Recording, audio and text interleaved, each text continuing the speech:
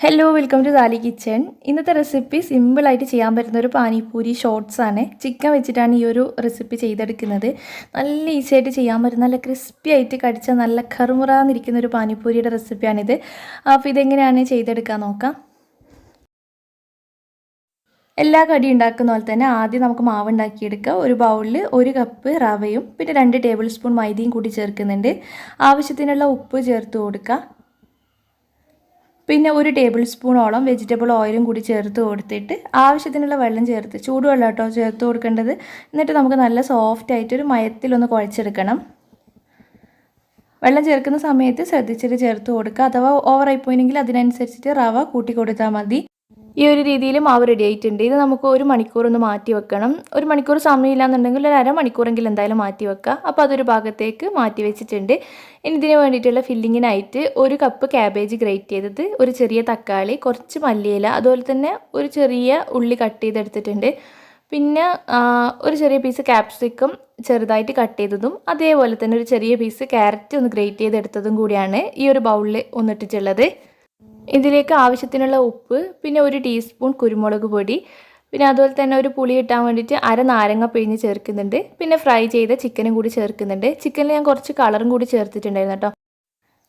പിന്നെ ഫ്രൈ ചെയ്യുന്ന സമയത്ത് സാധാരണ എപ്പോഴും ചെയ്യുന്ന പോലെ തന്നെ കുറച്ച് മുളക് പൊടി, മഞ്ഞൾപ്പൊടി, കുരുമുളക്, ഉപ്പ്, നാരങ്ങാനീര് ഇതൊക്കെ ചേർത്തിട്ടാണ് ചെറുതായിട്ട് ഇതുപോലെ കട്ട് ചെയ്തെടുത്ത് ഫ്രൈ ചെയ്തെടുത്തതാണ്. അപ്പോൾ ഒരു അരക്കപ്പോളം ചിക്കൻ ഉണ്ടാവും ഇത്. ഇതിലേക്ക് ഒരു മുട്ടൻ്റെ മയോണൈസ് റെഡിയാക്കിയിട്ട് അതിന് അര ഭാഗത്തോളം ചേർത്ത് കൊടുക്കുക. എന്നിട്ട് ഇതുപോലെ നന്നായിട്ടൊന്ന് മിക്സ് ചെയ്തെടുക്കുക. ഇതാണിപ്പോൾ ഫില്ലിംഗ് ആയിട്ട് നമ്മൾ ഇതിൻ്റെ ഉള്ളിൽ നിറച്ച് കൊടുക്കുന്നത്. ഇപ്പം നമ്മൾ റെസ്റ്റ് ചെയ്യാൻ വെച്ച മാവ് അപ്പോഴത്തേക്കും ഒന്ന് സോഫ്റ്റ് ആയിട്ടൊക്കെ വന്നിട്ടുണ്ടാവും. പിന്നെ അത് നമുക്ക് ഫുള്ളായിട്ടൊന്ന് പരത്തിയെടുക്കുക. ഡിവൈഡ് ചെയ്തിട്ട് എടുത്തിട്ടൊന്നുമില്ല. ഇത്രയും നമ്മൾ കുഴച്ചെടുത്തിട്ടുള്ളൂ. ഇത് തന്നെ നമ്മൾ പരത്തിയെടുക്കുകയാണ്. കുറച്ച് മൈദയൊക്കെ വിതറിയിട്ട് ഇതുപോലെ നല്ല വലിപ്പത്തിൽ അങ്ങ് പരത്തിയെടുക്കാം. എന്നിട്ട് നമ്മളിത് പാനിപ്പൂരിയുടെ ആ ഒരു ഇതിലായിട്ട് കട്ട് ചെയ്തെടുക്കുകയാണ്. അപ്പോൾ അതിന് വേണ്ടിയിട്ടൊരു ചെറിയൊരു കുപ്പീൻ്റെ അടപ്പെടുത്തിട്ടുണ്ട്. അത് വെച്ചിട്ട് ഈ ഒരു ഷേപ്പിൽ ഈവനായിട്ട് കിട്ടാൻ വേണ്ടിയിട്ട് ഈ ഒരു ഷേപ്പിൽ തന്നെ കട്ട് ചെയ്തെടുക്കുന്നുണ്ട്. ബാക്കിയുള്ള സംഭവം വീണ്ടും പരത്തിയിട്ട് ഇതുപോലെ തന്നെ ഷേപ്പ് ചെയ്തെടുക്കുക. ഇപ്പോൾ ഓരോ പാനിപ്പൂരിയും നമുക്കിനി ഫ്രൈ ചെയ്തെടുക്കണം. അപ്പോൾ അതിനായിട്ട് ഒരു ചീനച്ചട്ടിയിൽ കുറച്ച് ഓയിൽ ഒഴിച്ചിട്ട് ചൂടാക്കി എടുത്തിട്ടുണ്ട്. ഇതിലേക്കായിട്ട് ഇട്ട് കൊടുക്കുക. പെട്ടെന്ന് തന്നെ നമ്മുടെ പാനിപ്പൂരി പൊങ്ങി വന്നോളും. നല്ല ക്രിസ്പി ആയിട്ട് കിട്ടുന്നവരെ ഒന്ന് ഫ്രൈ ചെയ്തെടുക്കുക. അധികം ഒന്നും കളറങ്ങ് മാറിപ്പോയൊന്നും വേണ്ട. ലൈറ്റായിട്ട് ഒരു ഗോൾഡൻ കളർ കിട്ടിയാൽ മതി. ഈ ഒരു രീതിയിലായി കിട്ടുമ്പം നമുക്കിത് എണ്ണയിൽ നിന്ന് മാറ്റാം. ഇതുപോലെ തന്നെ ബാക്കിയുള്ളതെല്ലാം ഫ്രൈ ചെയ്തെടുക്കുക.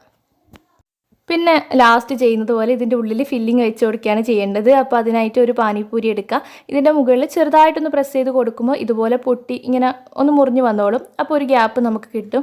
ഈ ഗ്യാപ്പിൻ്റെ ഉള്ളിലേക്ക് നമുക്ക് ഫില്ലിങ് നിറച്ച് കൊടുക്കാം. അപ്പോൾ 1-2 ടീസ്പൂൺ ഫില്ലിങ് നിറച്ച് കൊടുക്കണം. നല്ല ഫില്ലായിട്ട് തന്നെ ഉണ്ടാവണം കേട്ടോ. ഒട്ടും ഫില്ലിങ് ഇല്ലാതെ ആവരുത് ഉള്ളിൽ. അപ്പോൾ ഇത് കഴിക്കുന്ന സമയത്ത് ആ ഒരു ക്രിസ്പി ആയിട്ടും പിന്നെ ആ ഒരു ഫില്ലിങ്ങും കഴിക്കുമ്പോൾ പ്രത്യേക ഒരു ടേസ്റ്റ് തന്നെ ആയിരിക്കും. നമ്മൾ നേരത്തെ ഒരു മുട്ടൻ്റെ മയോണൈസിൽ പകുതി ബാക്കി വെച്ചിട്ടുണ്ട്. അപ്പോൾ അത് ഇതിൻ്റെ മുകളിലായിട്ട് കഴിക്കുന്നതിന് മുന്നേ ഒന്ന് ഒഴിച്ചു കൊടുക്കാം.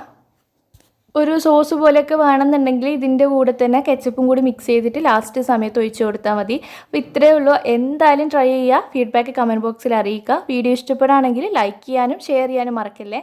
താങ്ക്